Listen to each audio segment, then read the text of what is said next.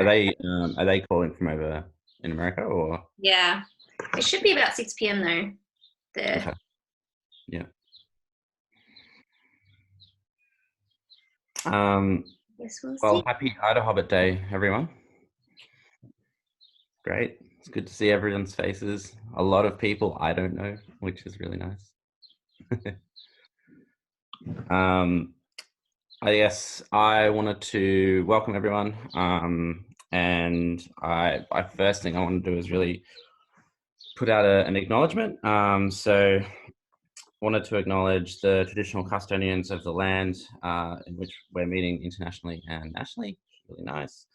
And pay respects to their elders, both past and present. And introduce myself a bit here. So my name's Ollie. I've been the general manager of Blockhouse Port Melbourne, which is really nice. It's been open for like 8 months now, and previous to that I've been working with Blockhouse for a few years, route setting, climbing, all that sort of stuff. I'm a huge enthusiast. And we joined forces with climbing QTs, which has been a really lovely experience. We've been trying to build our community, both for everyone, I guess, of the community, making it as inclusive as possible. So no matter how you recognize yourself, we want people to be involved in the community. And that's sort of our commitment from Blockhouse. I don't know a lot of the community, but I'm really excited to, this seems like a really good sort of platform to build off. So hopefully that works out. Riley, I think that you wanted to introduce yourself as well.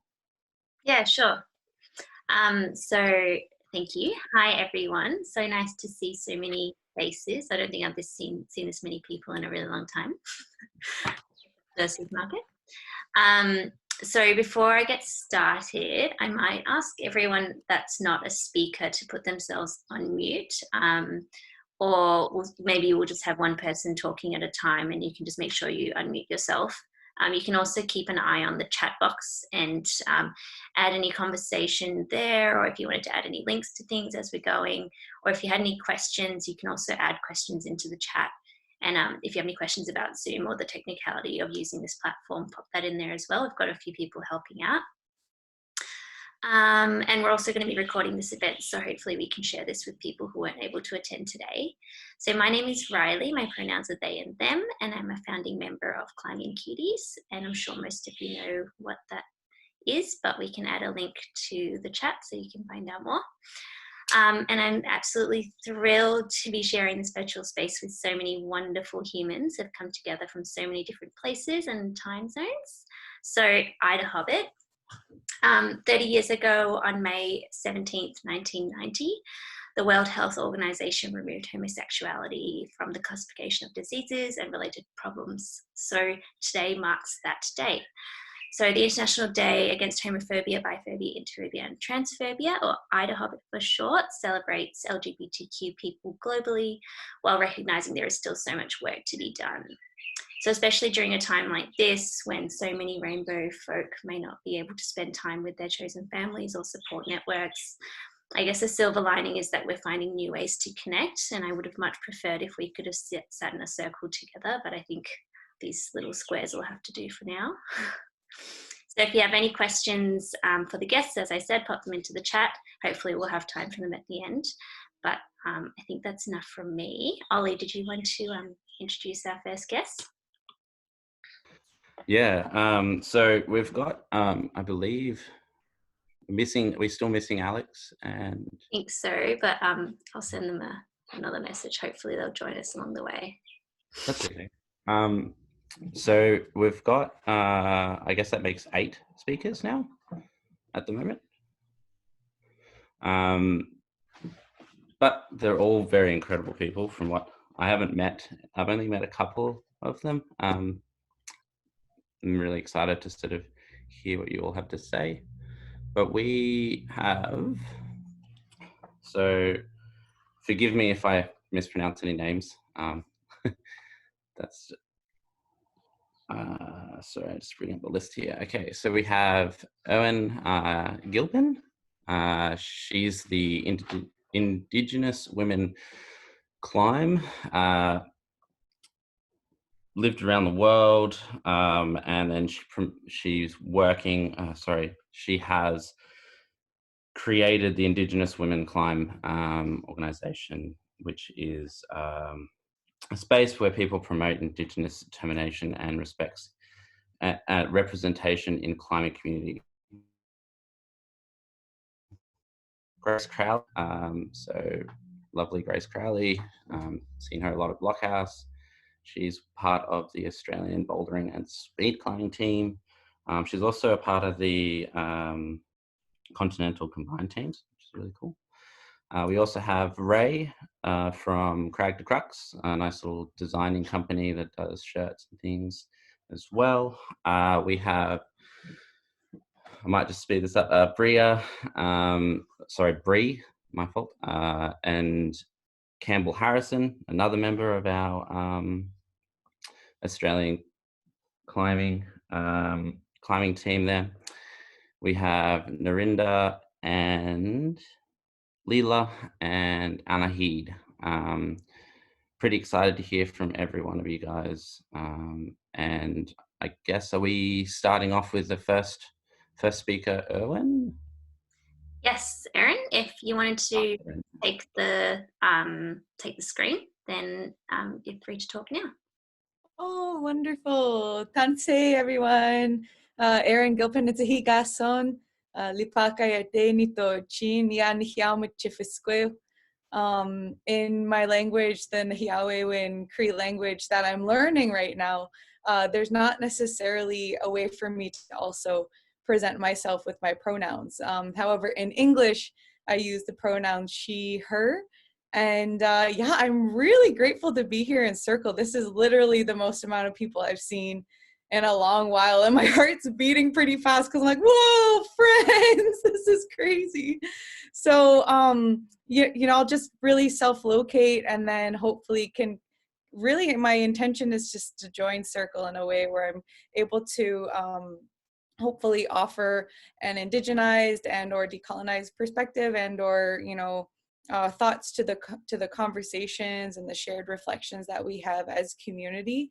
So as mentioned, I'm the founder or whatever you want to call of Indigenous Women Climb, and the work that we do with Indigenous Women Climb is to, one, create both virtual, more so virtual, but also, you know, in relationship spaces for us to engage with, thinking about relationship to one another, to our bodies, and to place, and so into land, really grounding in Indigenous governance protocols in terms of reimagining what those relationships mean, what they look like, and how they inform our relationships to ourselves, to our own bodies, and who we enact relationship with and for, and also relationship to place. And so yeah, really creating space to create more educational opportunities, but then also promote spaces to nourish and foster and support Indigenous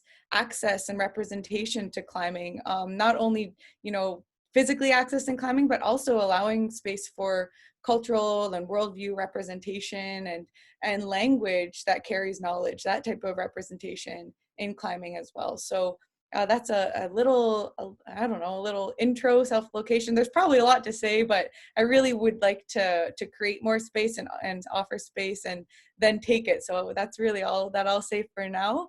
And thank you so much for inviting me. I'm really grateful to see you all, and you're all so beautiful. Thanks, Aaron. So lovely.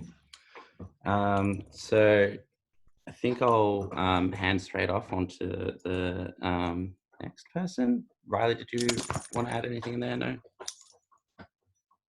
Okay. So next we've got Grace Crowley, one of our Australian bouldering and speed climbing team members. When you're ready, Grace, feel free to take it on. Yeah. Hi, everyone. Thanks for having me here. Super excited. Yeah, like Ollie said, I'm on the Australian team, speed and bouldering. And for those that don't know, I'm quite young. I'm only 16, so I don't have like cool startups or things like other people might have, but I'm just excited to be here, and I love climbing, and I really appreciate what Climbing Cuties does and everything that they do to make climbing gyms and other climbing spaces inclusive, because it's important to see people like you represented in the media and in the spaces around you. And yeah, so thank you Climbing Cuties. I think that's all I have to say for now, but yeah. Thanks, Grace. Hopefully we'll have some questions from people at the end. So yeah, we'll get back to you as well. Yeah, if anyone does have questions, do they just throw it in the comments there, or do we have a... Yeah, just check the comments, and then we've got a couple people collating them as well. So we'll ask them at the end. Cool. So moving on to the next person, Ray. I have met Ray before. Are you... Hi. Feel free to... yeah, go ahead. Nice to meet you, Ray. Erin's right, I'm like sweating right now. My name's Ray. I'm the founder and artist for Crag to Crux. I'm so grateful to be here. Thank you guys so much for having me. My brand is kind of an expanse of my artwork as well as climbing related goods, I guess you can say, but I've really used it as a platform to allow me to network with a lot of the climbing groups that need like logos and things like that. One of them being the Queer Climbing Collective down here in California. So it's 6 o'clock here in the United States, PST time. So that was a really cool opportunity that allowed me to kind of get my foot in the door, realizing that I wanted my brand, I wanted to appeal to everyone and find a way to be an ally to anyone that wants to be in the outdoors and climbing, make them feel welcomed and involved and represented. So yeah, I guess that's all I have to say. Thank you again, guys, for having me.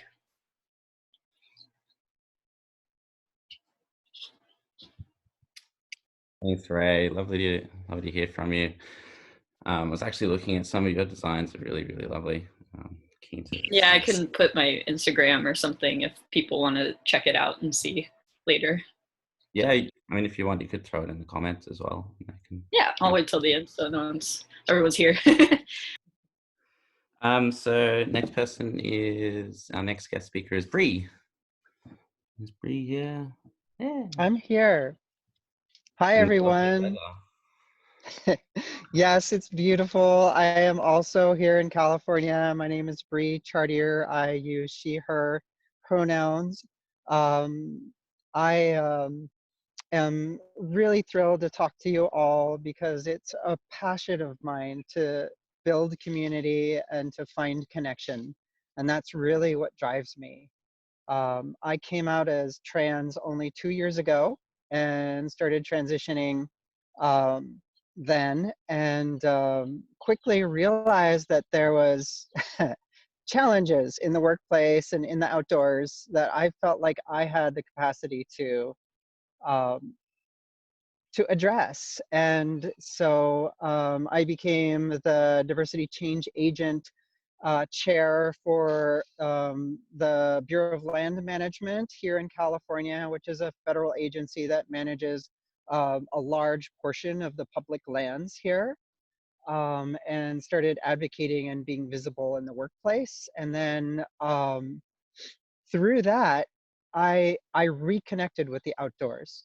I've climbed for probably about 28 years now. I grew up, I probably learned to ski before I learned to walk, and it's always been a passion, but being so closeted had moved me away from that. And now being who I can be myself, it just brought me back into the outdoors and gave me a passion for being with people, and I want to teach. So I took the American Mountain Guides Association single pitch instructor course last year, and I'm working towards my guide certification, which, by the way, I do want to mention for all of you that the AMGA is hosting a queer oriented single pitch instructor course that's coming up. Lila had a lot to do with that, so I'm sure she could say something about it and tell you more about it. But it's a great opportunity. There are scholarships available. I know a lot of you would be maybe traveling from overseas to do it, but if you've ever had an interest in teach, this would be an opportunity, surrounded by other LGBTQ people. And so yeah, if you want more information, just feel free to reach out. And again, thank you so much for having me.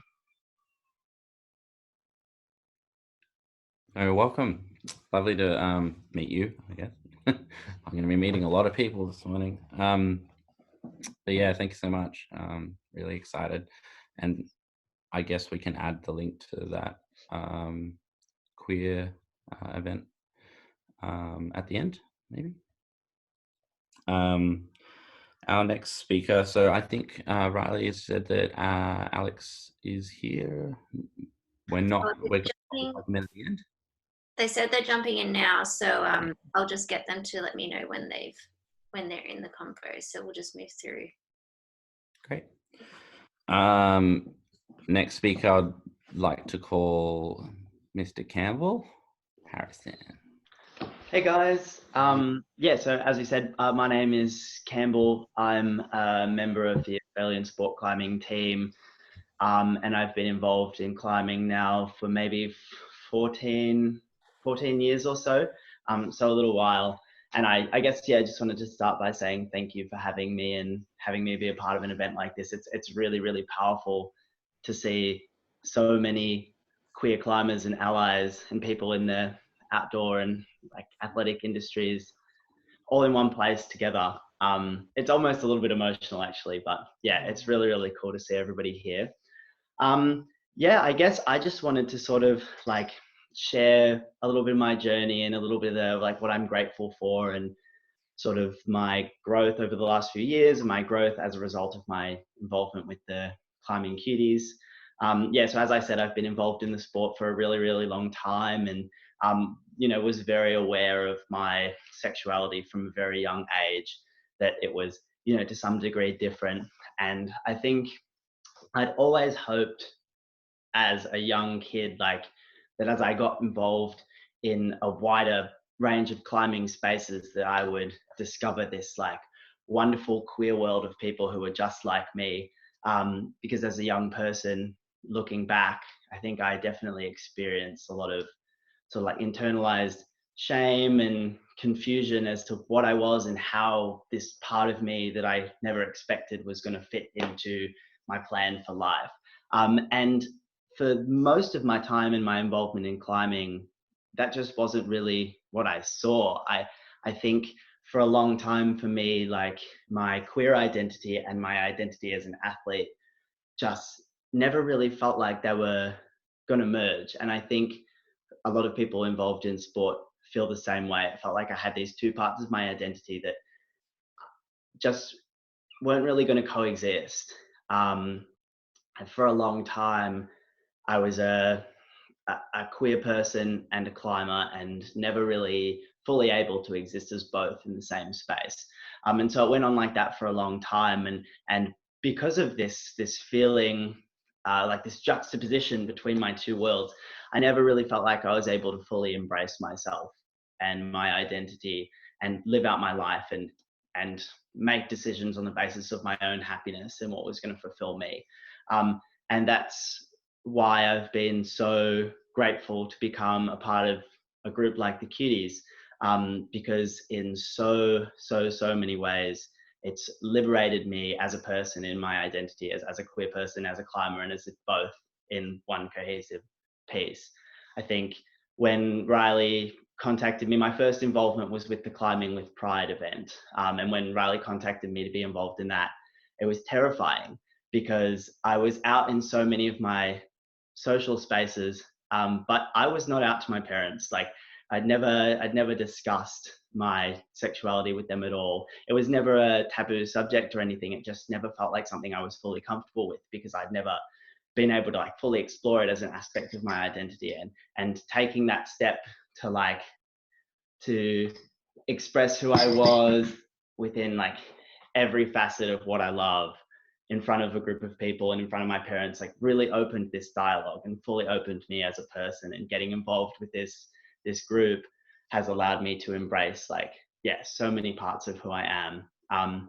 And I think a huge part of what inspires me to continue my involvement with the group and to take part in events like this is because as a young climber, I was never able to see people like me in public spaces, you know, just being out and proud and doing all the things and being as powerful as everyone else could and being queer at the same time. And so it's so inspiring to see everybody coming together in a group like this, which is something I never really imagined. And especially you, Grace, like seeing you and your involvement in this group blows my mind, because I could never imagine being 16 and being able to just like so proudly exist, and to feel like maybe I can take a little role in being a role model for other people as an out athlete is something that I endeavor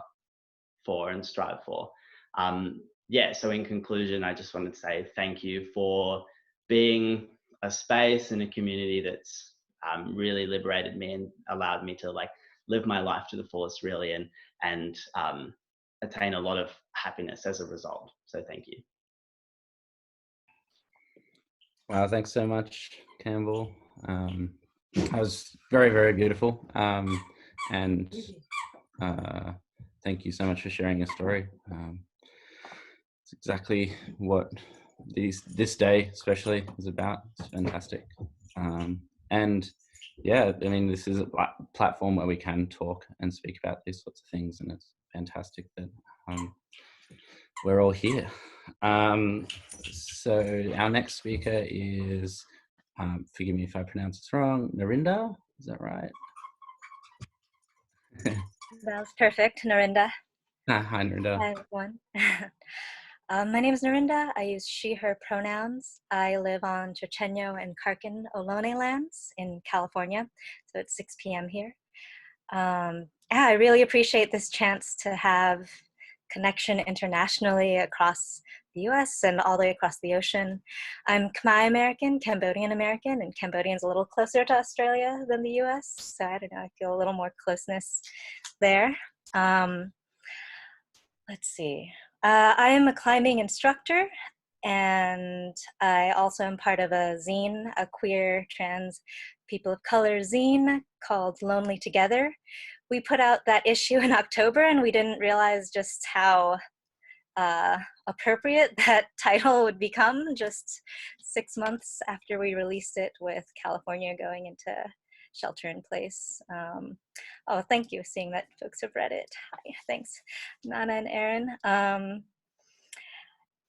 And I really appreciate being found on Instagram, and I think that it's kind of funny to be contacted because I feel like I'm just all over the place. I love pottery, I'm a climber, I'm a writer, and right now I've been gardening fiendishly. Aaron, I really appreciated you mentioning being in circle together, because as an instructor, a backpacking and climbing instructor, I spend a lot of time in circles, and that's something that I'm really, really missing right now, not being able to be out with students and sitting together, students of all ages. I came to climbing 9 years ago, seems like a really long time, fully an adult and with a life that was sort of revolved around community organizing, arts organizing, social justice work, and poetry. And I actually was brought into climbing by another queer Asian person, queer Asian femme who I happened to be dating at the time. That happens. And when I think back to that time, sometimes I wonder whether I would have become as impassioned a climber, or whether I would have just opened myself up to it as much as I did, were it not to come into the space, you know, with this anchor, this person who I shared so many similar values with and identities and experiences with. And so I think it's so important that I bring my whole self as a climbing instructor, because I don't know who that's going to impact, what positive impact that's going to have for someone to see this like tiny brown queer or short-haired person being all that they are in the space, and seeing that, oh, maybe it's something that I can embrace. And I think it's really important to share that, and to be able to bring our whole selves to the crag. I wrote maybe a little bit, kind of jumped the gun a little bit, but as in 2012, soon after I started climbing, I wrote how I learned to not stop worrying and still love climbing. And I wrote that because I do bring all of my identities to the crag. I have to negotiate all of my identities just to make it there. And it's really important to be able to feel like we can engage in all of the complexity and still find the joy, but not, you know, not pretend that it's not there. So I'm really grateful for this space to share with you all. Thank you. Thank you, Narinda. It's very lovely. And yeah, I mean, may we all just bring our no worries to the crag. It's very beautiful, and it's sad that we can't be together outdoors teaching people. But hopefully it won't be too long till we can get that again. I would like to hand on to, I believe it's Lila. Oh, unmuted. Okay, it's Lila, but you know. Oh, Lila, sorry. So yeah, you're good. Lila, they, them pronouns. I live in Salt Lake City, which is the traditional homelands of the Ute, Goshute, and Eastern Shoshone. And so I'm climber, trail runner more now, road runner more now than anything else in our quarantine. And my career training was in science. I spent a long time in research science, was in a PhD program, which I left in part because I didn't feel welcome as a trans person. And I'm like white and trans and hold a lot of other privileged identities. But PhD was also just not for me. So I founded my own consulting business called Lamella Consulting. So I do a lot of like diversity and inclusion education, specifically aimed at the outdoor industry in large part. And with a big focus on like a gender 101 and a trans 101. So I've worked with the American Alpine Club to bring some of that education to them, as well as to the American Mountain Guides Association. Like Bree mentioned, doing trainings for them, as well as collaborating on the development of a queer climbing instructor course, which I'm hyped to see happen. And with no small, I feel like me and Nikki Smith got a lot of like, we're getting publicity on the other end, but this would not be possible without like the intense like support from people inside the AMGA who are lobbying for like me and other folks to get involved and for this to happen as well. So really excited to see that. And yeah, I think I've resonated with so many things like that everybody else has said. Like I'm definitely more of a casual athlete than a professional one. I'm definitely more of a casual climber than anything else, but like I learned to climb from like somebody I was dating, like Narinda. It's felt hard for me to blend my queer identity with my identity as a climber or as like a scientist and an athlete in all these spaces. And it's just really making me just melt and smile so much to see all these beautiful faces and all these different places. Like I haven't met anybody here in person. I have mutual friends with a couple of the folks who are in the States, but it's just super beautiful to see this entire tableau of everybody, and thank you all for inviting me. Thanks, Lila. And very beautiful. Yeah. We've got two more speakers. I just wanted to welcome Bree and Alex. I think they're somewhere in here now, which is fantastic. Hi, guys. And so our next speaker is Anahid. Hello. Hey. Thanks to everyone so far for sharing. It's been really incredible to sit here and listen to your stories, where you're coming to us from. I'm on the East Coast, so right now it's 9:36 p.m. for my morning tea, which is lovely.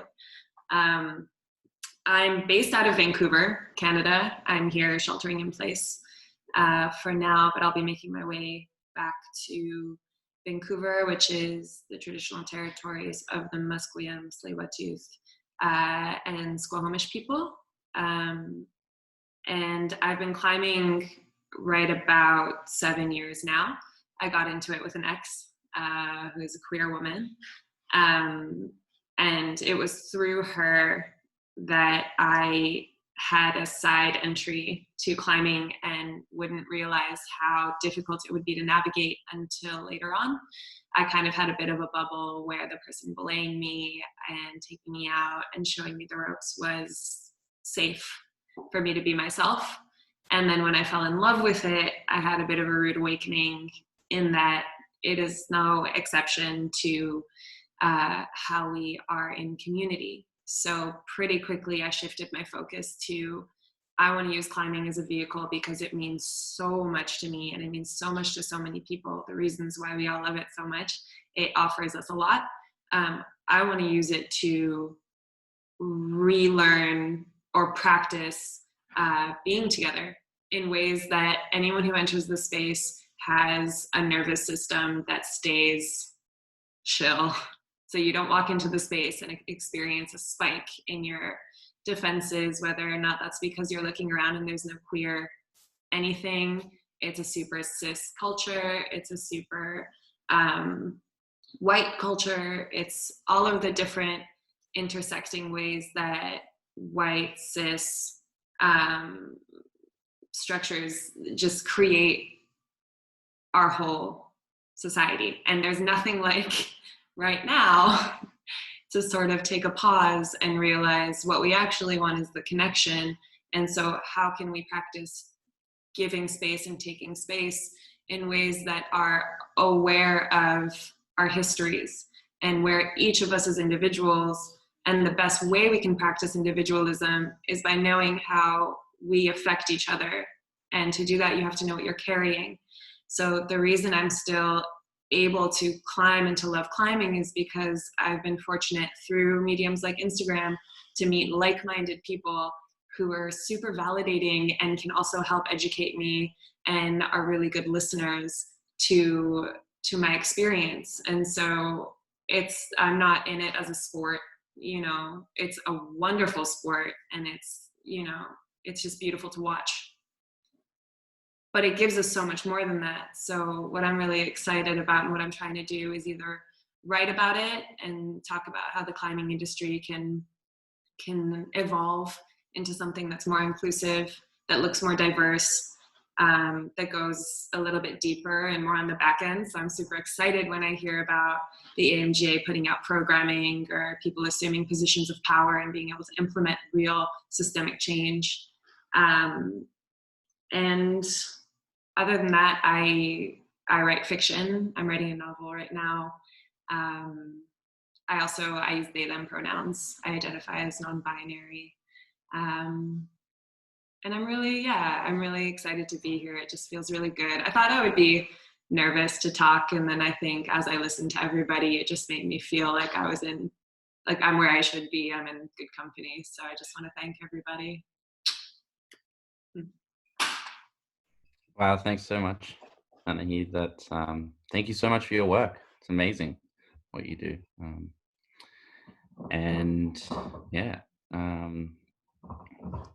It's so nice to hear everyone's stories. We've got one more left, I believe, one more guest, two more guests.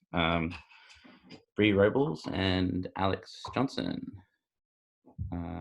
Feel free to take the mic. I guess that's us. I will start. I am a woman of less words than Alex. My pronouns are she, her. I do identify similarly to Lila's statement in that climbing for me was introduced by dating Alex. And in that sense, it was like a love-hate relationship because it's hard to be introduced to a sport where everyone's climbing automatically at least B9 when I've played soccer my whole life. So that was very interesting for me. But I mean, it's been 4 years now that we've been dating, and I've gotten a lot more comfortable with like being like, okay, at the crag, do you guys mind like bringing 2 pads over here so I can do this before, even though it's like a bunch of pro climbers. So in that, I found I had to find my own niche in that, and that's where I came into photography and learned to love that, and am also learning to love videography as well, because climbing is such a great sport to be able to capture photography wise and video wise. I've come to learn, and that's kind of where I'm at now with being queer as well as being with climbing.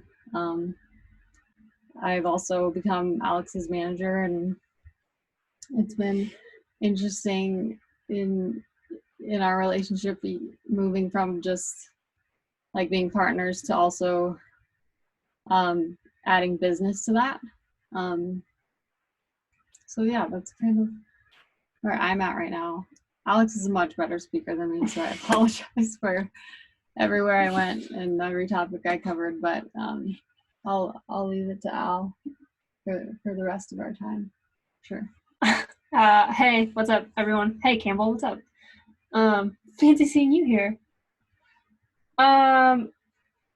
When Bree says she has a love-hate relationship with climbing, she loves everything that around climbing and hates the actual physical act of climbing.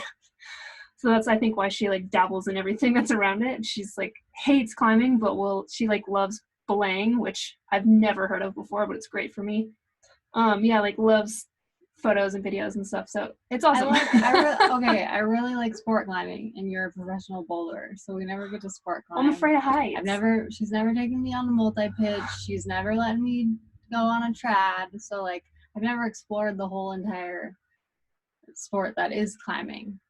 In my defense, go on a trad. I feel like that's when people say they're gonna do weed. Oh gosh. Anyways, keep going. I've been climbing for like 20 years.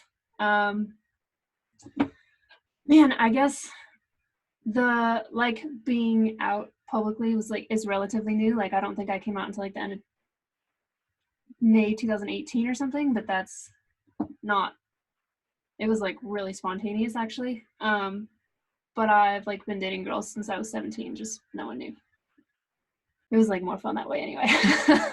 And she grew up in Wisconsin. So. Right. I grew up in a very conservative small town. And even going back still, I get like anxiety and like weird feelings about it. But it wasn't really, like I never felt like I had like a duty or a responsibility in my role or position to like be out for anyone. Like it was like people who know me know, and that's all that matters, because to me it's like it is a part of me. And even though like it's a large part of me, I'm also like, I like chihuahuas and I'm a climber. My favorite color is black. Like I'm kind of funny. I'm an introvert. There's like all these other things that like make up who I am. And that this was one thing that I didn't want to feel like pushed into the forefront of like who I am. And so I almost like rebelled against being publicly out for a little while, because I was like, yeah, that's like part of me, but I'm also like all this other shit, you know? But I started coaching in 2018, and it was a youth team, and I had like 15 kids on my youth team. 3 or 4 of them were queer, and one of them I was teaching a private lesson to, and she was like having a really hard day, and I was just like, what's going on, kiddo? Like, what's up? Like, you're so off. Like, you're usually like, you're my favorite kid. Don't tell anyone, but you're my favorite. And she was like, I hate school. Like, I had such a shitty day. And I was like, what? Like, what's going on? You're smart. You're hilarious. You're mature. Like, she's like 13 going on 30. She was awesome. And she was like, well, I get bullied. I get bullied every day. I'm bullied all the time. And I was like, what? How? Like, you're so awesome. What do you mean you get bullied? Like, she was like, well, are you homophobic? I was like, what? No, I lived with my girlfriend of 4 years. And she was like, oh, okay, well, I get bullied for liking girls. And I was like, oh, like the fact that she didn't know that she like had me on her side and like on her team was like, oh, right. And then immediately when our private lesson was done, I like went home and like wrote this big Instagram post and posted it. And even Bree didn't know. Like Bree texted me, was like, what? You, holy shit, like you just posted, oh my God, like what? And I just was like, yeah, I had to because it was like my favorite kid on my team, like had no idea that I was like her ally. And I was just like, oh man, this is, yep, it is like my responsibility now, you know? Yeah. And here we are.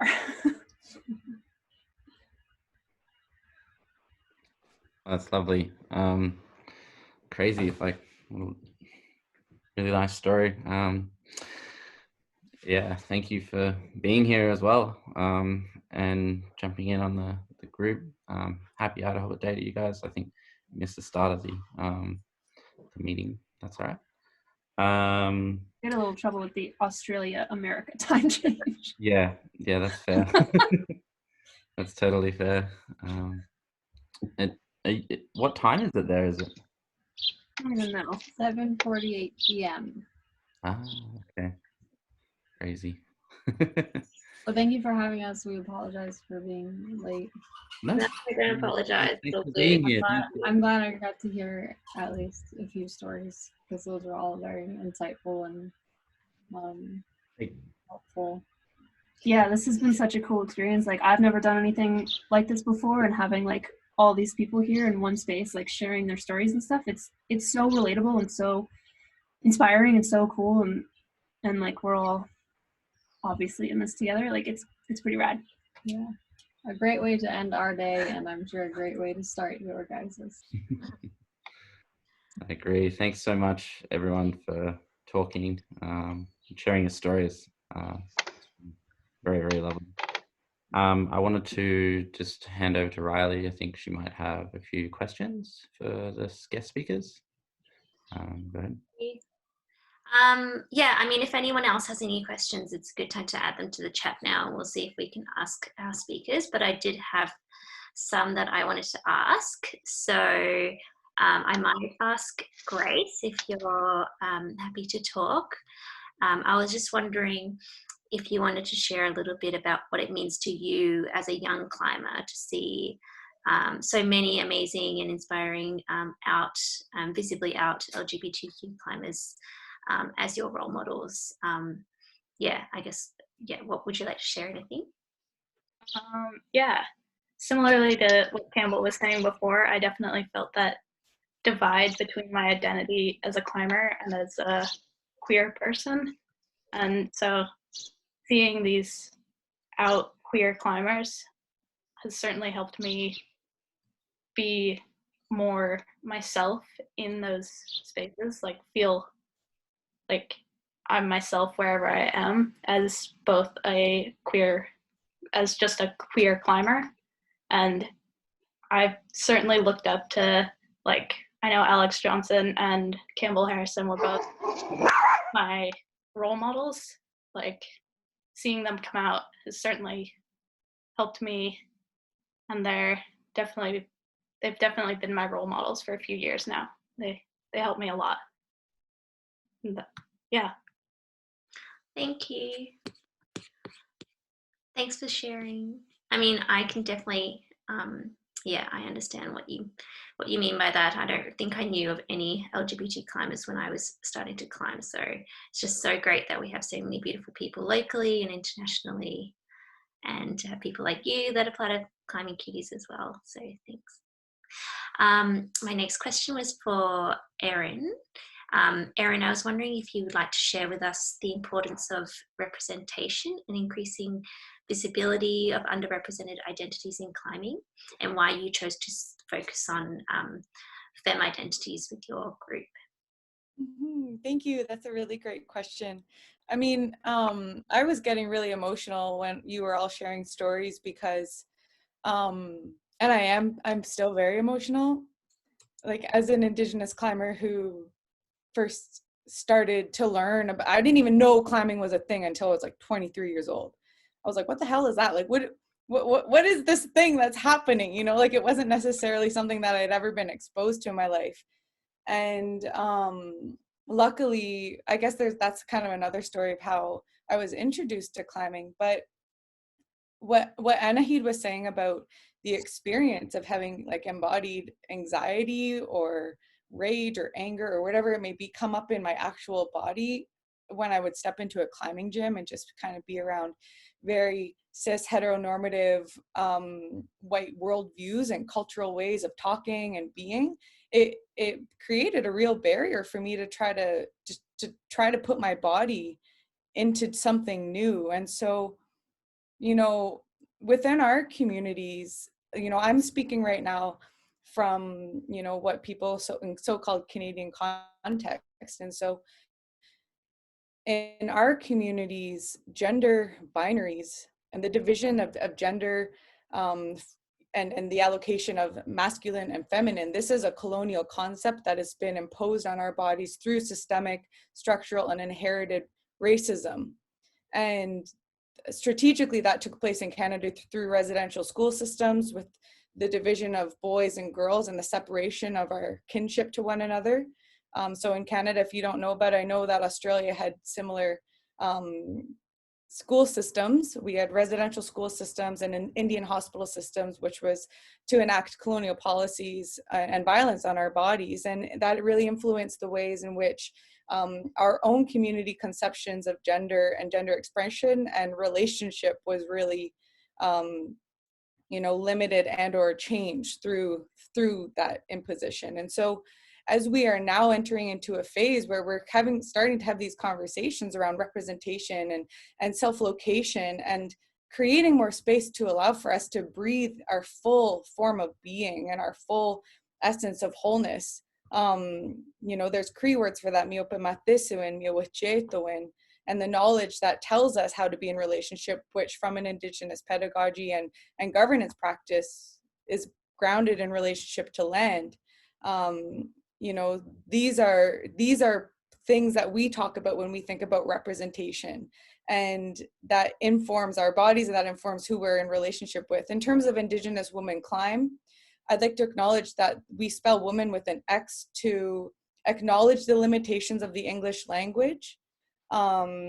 Spelling woman with an X is our way of trying to enact tatawao, the creation of more space, and to have room for critical intersectionalities, recognizing that it's not necessarily just for femme identifying and or representative or cis Indigenous women in that space, but rather to have a conversation about what does that look like from our own cultural standpoint? What are the words in our own languages that talks about two-spirit peoples and or people who enact relationship beyond gender binaries, and how do those relationships inform the way that we have a relationship to one another and to land, the places in which we put our bodies when we climb, and how does that inform, you know, reimagining relationships beyond the confines of colonial concepts and colonial, you know, limitations? How can we transform our relationship based on healing relationship to land so we can heal relationships in our bodies and to one another? And so that's how I'll answer that question. I don't know. Thank you. And there's just obviously a lot going on and a lot to think about there as well. And considering we're all in different parts of the world, we have potentially different relationships with our Indigenous communities as well. So, I mean, we have a lot here at the moment with Arapalis and Jurite and Garrywet and the access to the areas, and we're trying to negotiate them with respect. So it's great to hear about the work that you're doing. There were some follow-up questions as well, but I might move on and then we might be able to get back to them as well. So my next question was for Bree. B-R-I-E, Bree, sitting outdoors. As a very out and proud trans advocate, I was wondering what specifically allies in the community could do to support more trans and gender diverse identities in the community to access and be involved in climbing.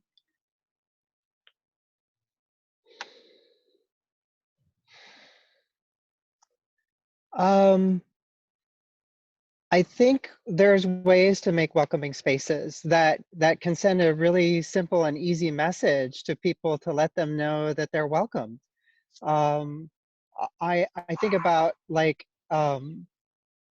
my reintroduction to the outdoors was when I took a Leave No Trace Master Educator course with the National Outdoor Leadership School, and I did this for work. I had just come out and started transitioning, and I was terrified. I was terrified.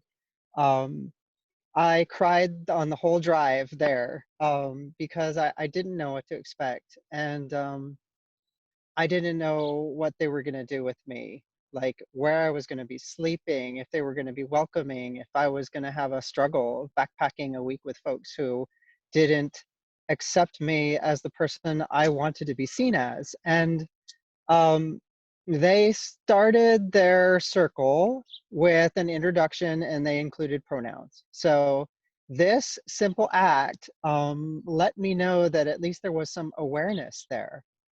And that started to put me at ease pretty much immediately. And then I remember like kind of pulling the leadership aside and saying, so you all know that I'm trans, right? Because they had seen my medical reports. And I'm taking hormones. So, I had been outed before I was even ready. So I guess if you're developing outdoor programs, think about these things like what do your medical forms say, and what do your leaders get from those forms? Do they get all of the information? Do they need all of the information? Nobody needs to know whether I'm on estrogen or not. It's not going to affect any care in the backcountry. So there may be ways of compartmentalizing information to protect identities if somebody isn't out. But that's as an aside.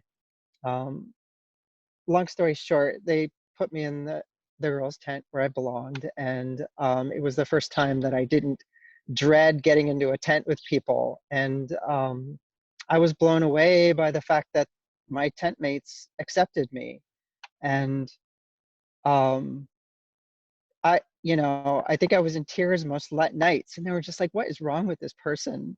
Um, there's no big deal to them, right? They had community their whole lives, and I had just kind of found it, and that was actually, I was hooked back to the outdoors. So if you can create that positive experience and let people know they're welcome, if you're talking about identities, reach out to the folks that you are talking about and get input from them.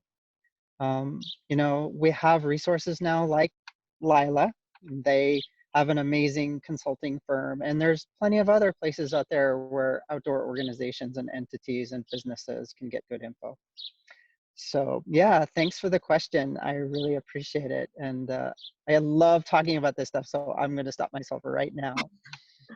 Thank you. I'm hoping we can maybe have further discussions in future as well. It's so great to connect with you as well.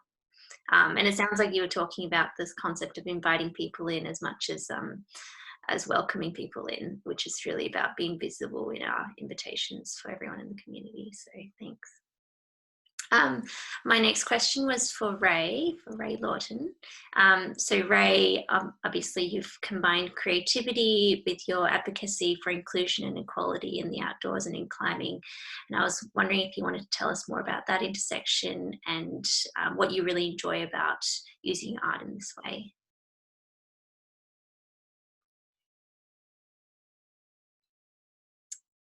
I think you're on mute, Ray.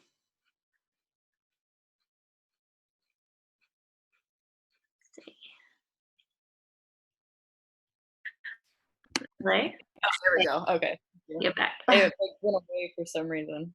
Okay. Can everyone hear me now? That's like a very good question. I'm very flattered by this question. For me, art's just always kind of been not easy for me, but it's been a way of like getting my mind on the paper. So trying to embody like things such as inclusion in the outdoors and in the climbing community, it really helped to talk to other people and like of this specific communities that I tried to include. Ellie of the Queer Climbing Collective was probably like the person that really got my foot in the door and really helped me figure out ways of including the LGBTQIA+ community into climbing. She really worked with me to sort of expand and understand that that was something that I wanted to focus on and find ways to communicate with other people that the outdoors are for everyone and include who I could. Thank you. Thank you. Yeah, I mean, I think when I saw your work online, I was like, that's just such a great way to communicate with like a really broad group of people as well, you know, just like through a visual medium. So yeah. And it's yeah, like you said, it's translated for everyone. Like art is something that each person can take their own interpretation from. And I think that's beautiful, whether it's writing or drawing, trying to help relay that information in like a different medium. Yeah. Cool. So I am conscious of time as well, but I hope that I'm gonna stay, and I'm gonna maybe ask another couple cheeky questions. So hopefully the rest of you can stay for a little bit longer as well. My next question was for Narinda. I was wondering if you could tell us a little bit more about the story behind Learning Together zine and the inspiration behind it. Thank you. Yes. I think like Anahit had mentioned that they had this like lovely bubble of climbers around them when they first began entering this world. And I've been spending a lot of time with plants lately, and I think about that now as a habitat. Like I had this really lovely habitat of other living in California on various unceded lands.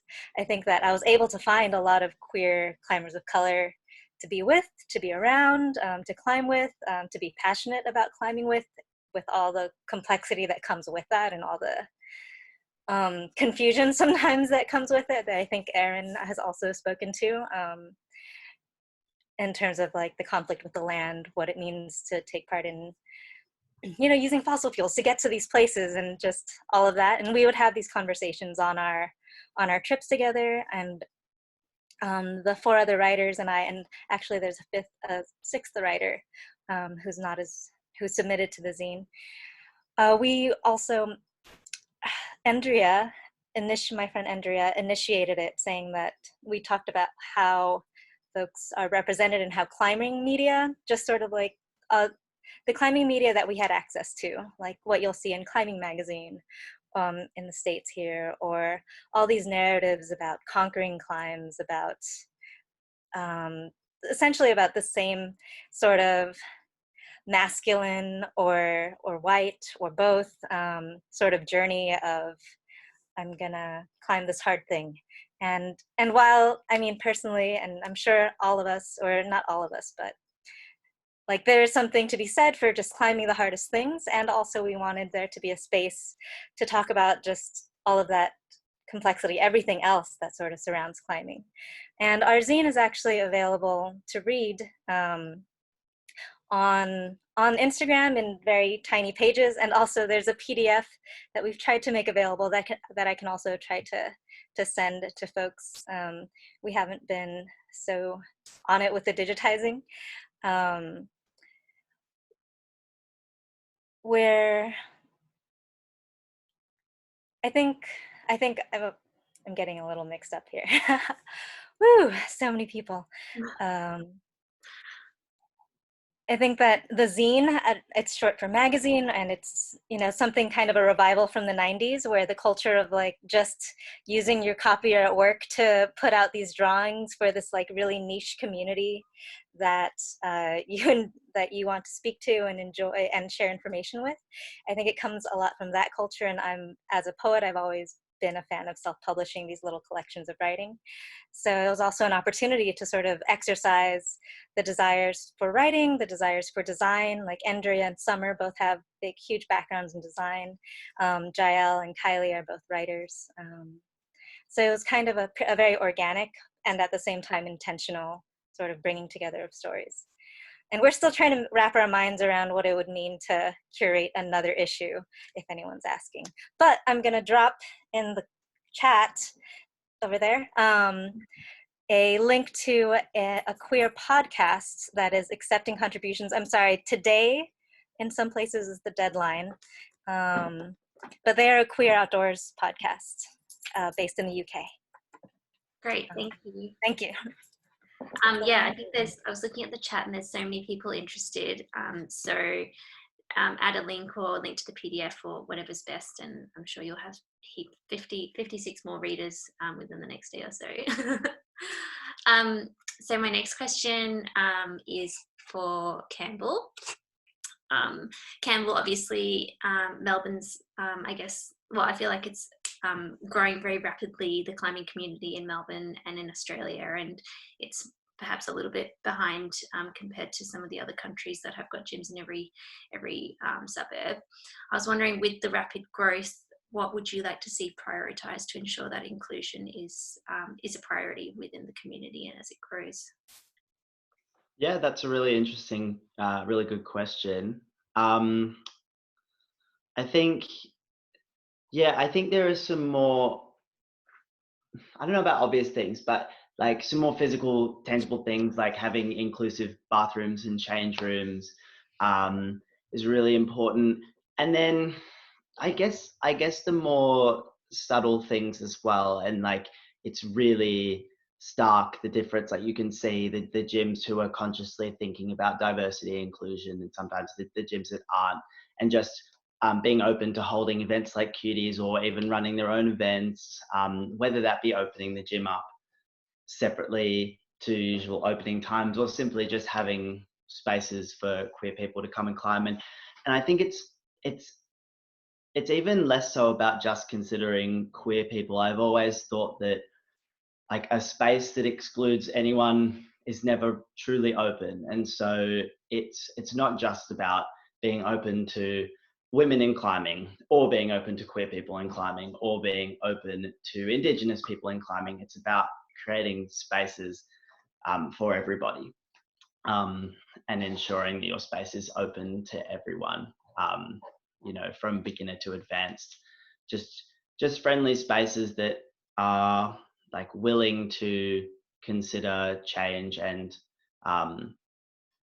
like take in criticism and ideas and listen to the community. I think there are, I don't know how it's going in the rest of the world, but I think especially in Melbourne, there are some facilities that are doing a really, really good job. And in whatever shortcomings they might have, the wonderful thing about places like Blockhouse, for instance, getting involved in this event is that, you know, I know that if we as a community needed something from them, like they'd be so willing to field those grievances. I think that's like the most important thing. Yeah, thank you. Yeah, I agree. I think gyms, climbing brands have like such a huge role to play in all the work that we're doing. You know, we could be advocating for inclusion from the sidelines, but if we don't have these big brands that have, I guess, have a lot of influence on the journey with us, then, you know, yeah, it's really great that gyms like Blockhouse do this work with us, and will continue to do this work with us in the future as well, and lots of other gyms in Melbourne. So my next question was for Bree Robles. I was wondering if you could share what would you say allies in the community could do to support more people, more LGBTQ people accessing the outdoors? If you could give any tips to allies that wanted to encourage more climbers. Encourage them to come outdoors. I think a lot of that would lie with inclusivity, which is obviously a very broad term. But I mean, me compared to Alex's story, me coming out was not hard.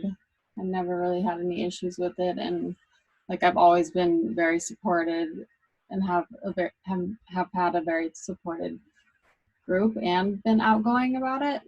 Like I've never hesitated or been scared to talk about it. So that's, I don't know. That might be a better question for Alex. Well, I think when we were on mute and everyone was saying stuff about like getting anxiety going to the gym or getting anxiety going to the crag, Brie kept being like, yeah, me too. Yeah, me too. Me too. And I was like, oh, I didn't know any of that. Yeah, that's true. Like, I think the more visible we become, I think it will be easier, but I agree with an earlier statement that was said, like walking into a gym where it's a bunch of, I mean, we live in Salt Lake City now, so there's that big weight section upstairs in the front climbing gym, and it's just all white cis men, and it's very intimidating. And not only that, like, I love climbing outside way more than inside, and outside it's always, I don't know what the percentage is, a guess and not a fact at all, but it's probably at least 70-30 men to women. And I roll around having more, I think just like having more of your type of people around, even if there are like, I think the more diversity you have, the better you can feel, because it's like, okay, she is from this place in their life, and they them are in this place as well, and then there's me, and I'm like, okay, all three of us are different, so we can all like get along and not feel uncomfortable or invisible, because we each have our own stories and we each are unique. If that makes sense. Yeah, absolutely. Thank you. Stuck together weirdly. But. Yeah, no, it sounds like you're talking about visibility, which is why it's so great to sit in this platform as well, with so many different people in this space, which is why I think all of us are like, oh, this is so comfortable. Yeah, this is insane. Like I'm someone who has a lot of anxiety, and it's like something like similar to this would make me feel more comfortable for having allies out. Like if we could do this in the outdoors, which is obviously not an opportunity right now during the pandemic, but things like this where, you know, everybody can be like invited and in there, I think would encourage a lot more people. Yeah. Kind of what Campbell touched on a little bit earlier as well. Yeah. Thank you. And my next question was for Alex. So I was wondering if you had one message that you wanted to share with LGBTQ people that are maybe not out yet or nervous about coming out. What would that message be? I think for me it was like my biggest hesitation was that I was like underestimating my people a little bit, and like why it took so long was like I wasn't really giving my friends or family like the benefit of the doubt in like how they would react. I just kind of like assumed it would be weird, or my best friends would think that I was like in love with them or something, or pretty like, you know, the typical stuff. I think the one thing I would say is like, for me, I experienced no negativity in it. It was like mind-blowing kind of how positive the whole experience was. And that I was just like underestimating everyone in my life. And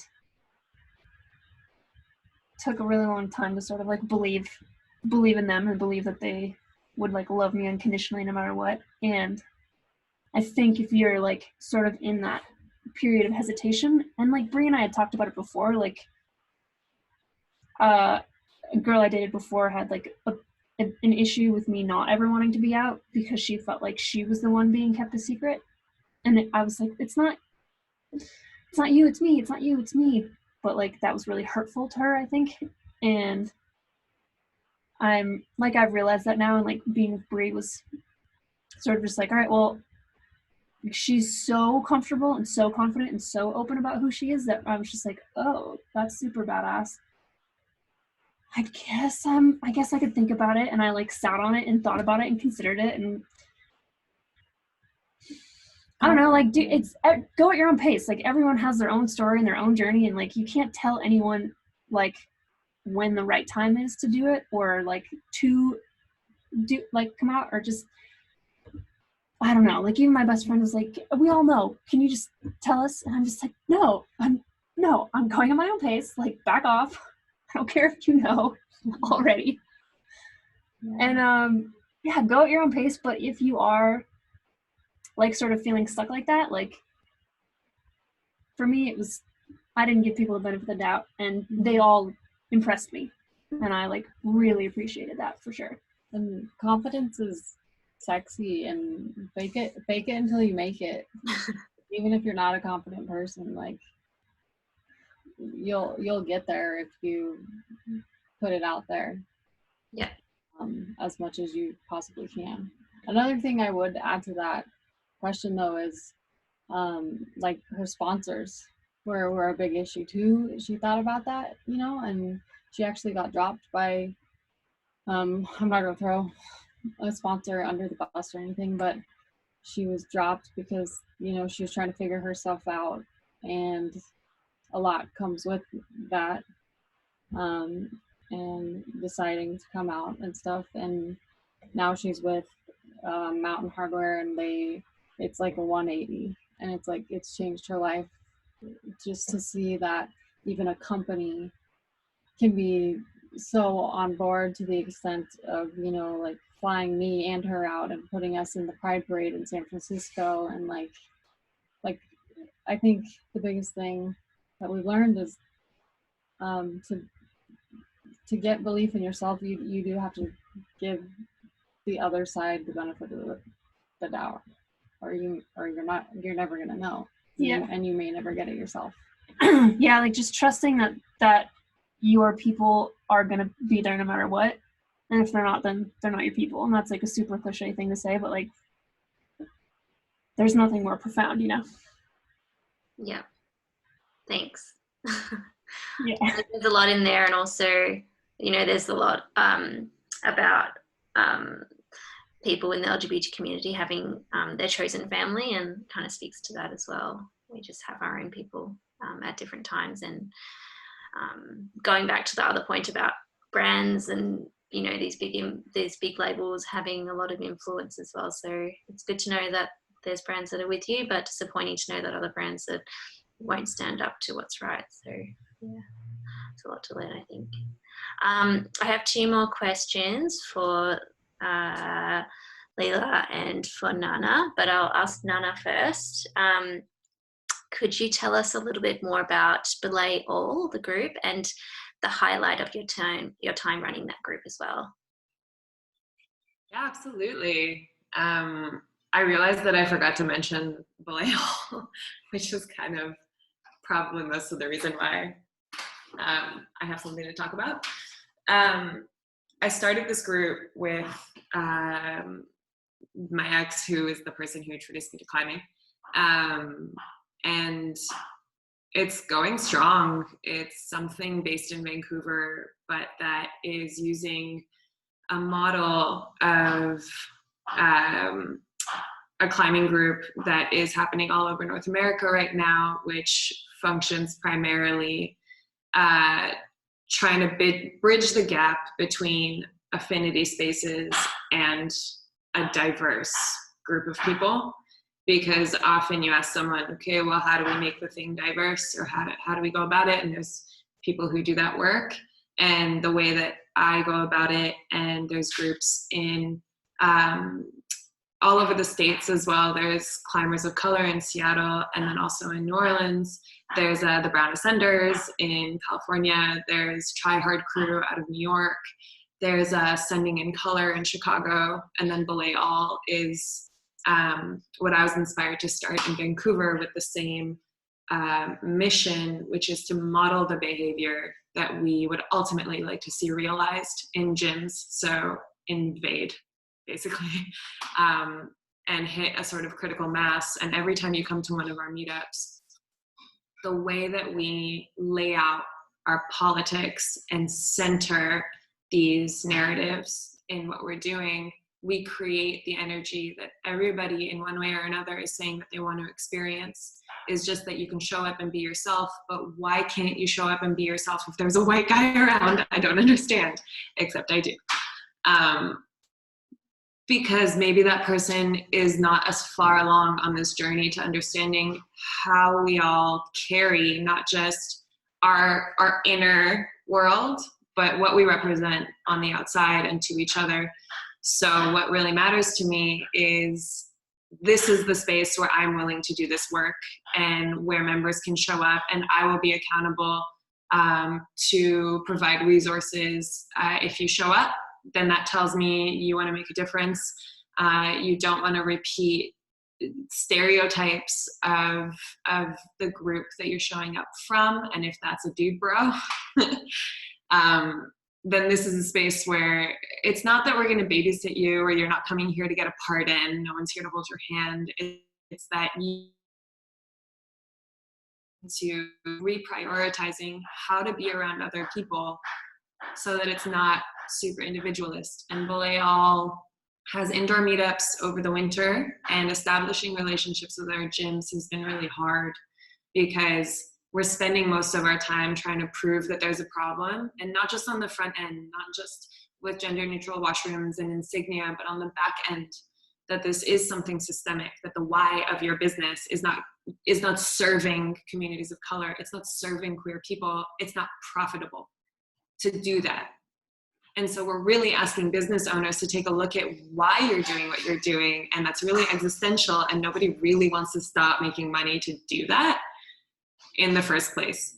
So come summertime, we have the privilege of being so close to the Squamish Nation and learning better practices of taking groups of people to climb there has been phenomenal. I mean, we started with small groups, and it was me and my then partner and co-founder just modeling what we really wanted to see. So this isn't about skill, really basic. Nobody's making assumptions about your body's experience, your relationship to the outdoors, your gender pronouns, any of these things. It's a horizontal system of learning. So we're knowledge sharing, we're gear pooling, we're trying to make it as affordable as possible financially.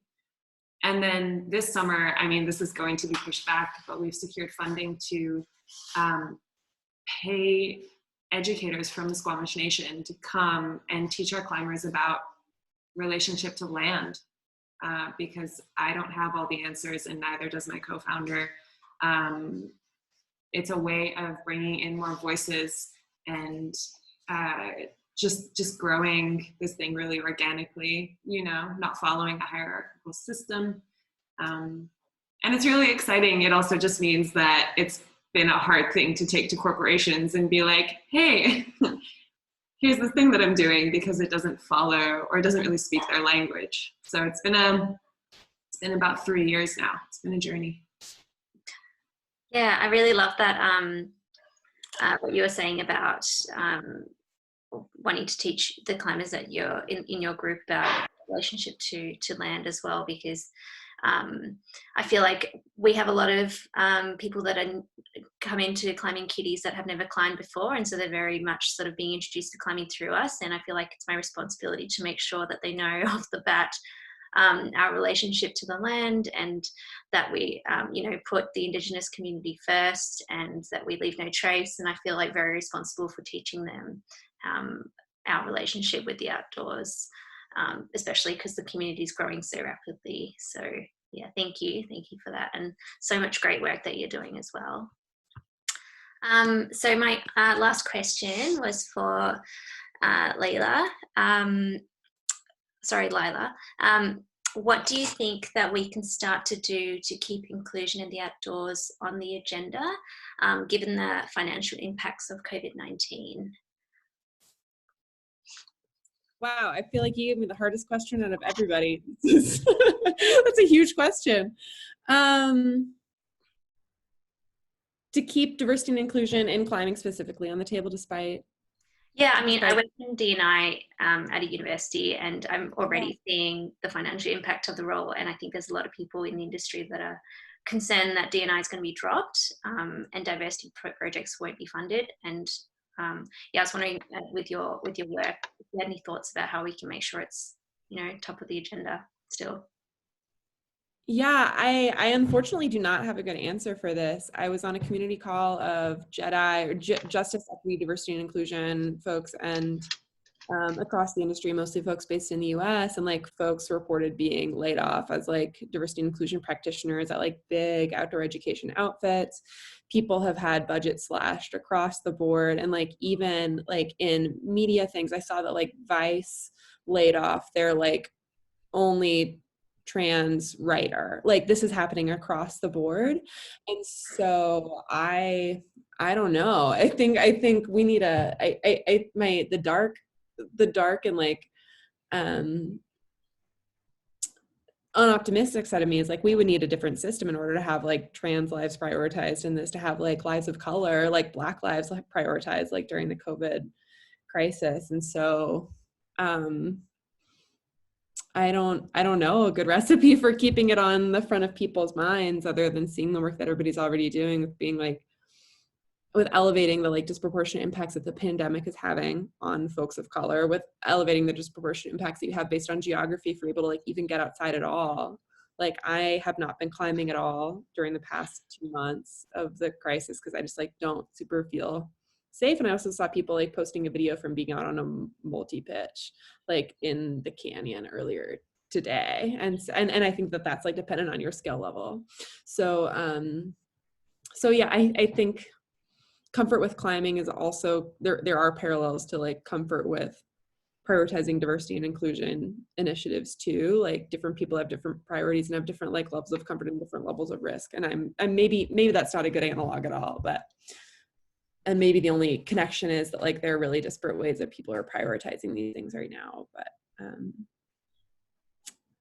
yeah, I don't know. At the same time, I've also seen other diversity consultants say that like their work is steady, like they're doing online engagements. Like I've still gotten work during this time, like the Career SPI course is a part of that. I'm doing some individual coaching that's a part of that, but it's hard losing a lot of the momentum on a personal level that I brought into this crisis and seeing where that funding has been cut. And so I don't know.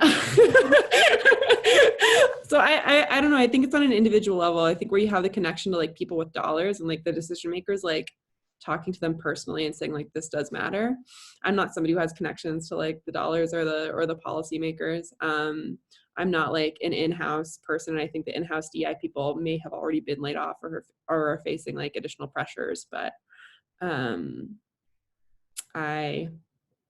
yeah, if anybody else has any other additional insights on ways that they've seen diversity and inclusion prosper during COVID, I would love to hear that as well. Because I feel like I just did a big uncertain cloud in response to that. I didn't expect you to have a magical answer for us. Yeah, I mean, I guess it feels like kind of what you said, it feels more important now than ever to continue doing the work that we're doing, just so that it is sort of on people's minds. And yeah, like a lot of it's born from passion and drive because we feel like it's important. So yeah, I guess the responsibility kind of feels like it's back on us a little bit more, but it's not a bad thing. Just to hop on a little bit, I think that just turning our attention to the various amazing mutual aid efforts that are happening that are on a horizontal versus a hierarchical way, like, yeah, whatever stimulus packages that we're going to get, it's going to be about how we're connecting with our neighbors and our communities and supporting one another to get the resources that we need. Great, thank you. So we have run quite a bit over time, but I've got some great questions as well when we've collected them as well. So I'll figure out a way of maybe trying to share them with our guests, and hopefully we can maybe create a conversation. I might post them to the Facebook group, and then you can engage with each other as you would like.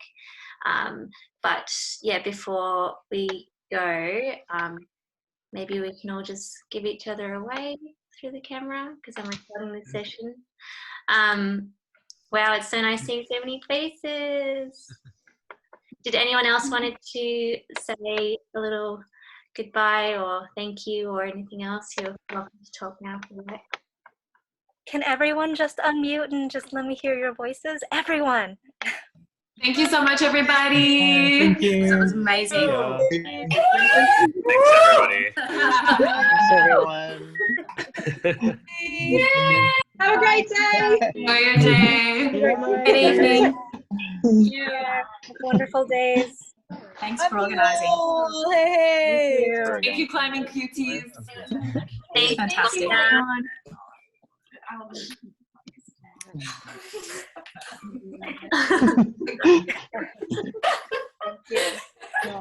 Goodbye for real.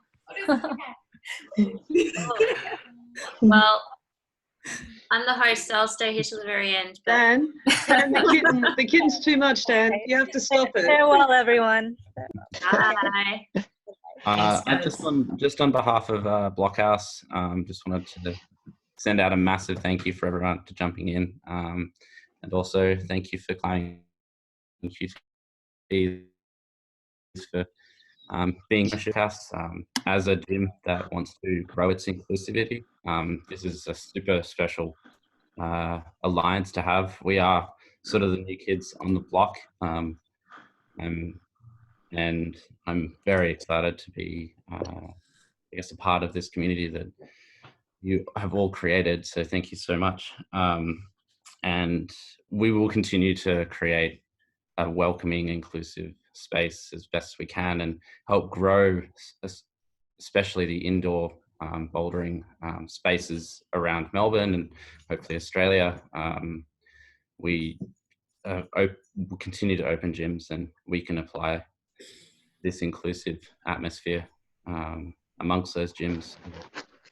Everyone can feel welcome and comfortable climbing because the climbing community is a special space and a welcoming space.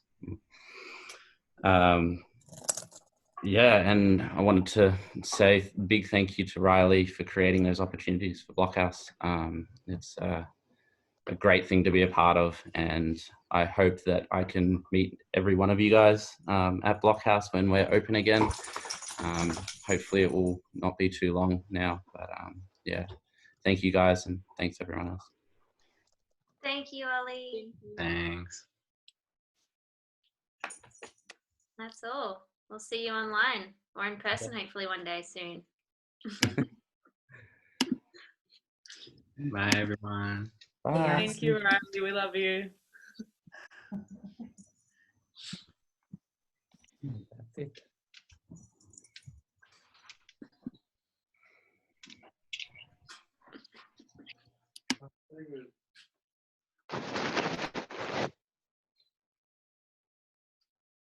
Yay.